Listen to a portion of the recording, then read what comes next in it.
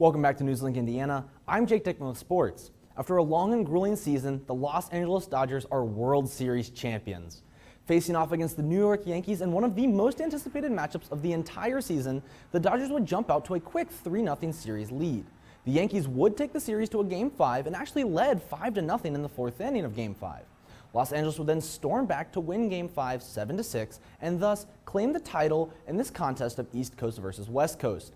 Freddie Freeman would be named World Series MVP after hitting 4 home runs and tallying 12 RBIs. This title is number 8 for the Dodgers and their second in 5 years, following their triumph in 2020's shortened season. The Dodgers celebration wouldn't be all joy, however. Celebrations Wednesday night were marred by reports of looting, at least one fire, and the discovery of explosive devices. After the Dodgers clinched the title, tens of thousands of fans flooded Echo Park near Dodger Stadium. Police ordered the crowd to disperse just before 10 p.m., but shortly before midnight, a hostile crowd set fire to a Metro bus and smashed windows of a Nike store. The LA County Sheriff also says law enforcement found explosive devices. 2 of the arrests that we made last night in the East Los Angeles incident that we had, there were 2 individuals that were arrested for possession of explosive devices. White Tactical Alert Wednesday night was eventually canceled. However, on Thursday morning, officers were still patrolling Echo Park.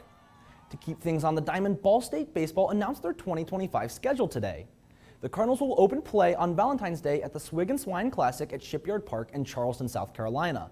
MAC play begins on a revenge note for Ball State, taking on Western Michigan at home in a rematch of the 2024 MAC Championship on March 7th.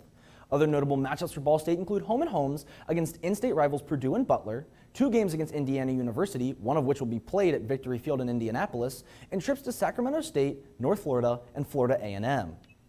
To keep it in the nest, men's basketball had their matchups for the Gulf Coast Showcase announced alongside the rest of their schedule. Ball State will start their season at Georgia State for a MAC Sunbelt Challenge match on November 4th before hosting Franklin College in Worthen for their home opener on the 8th.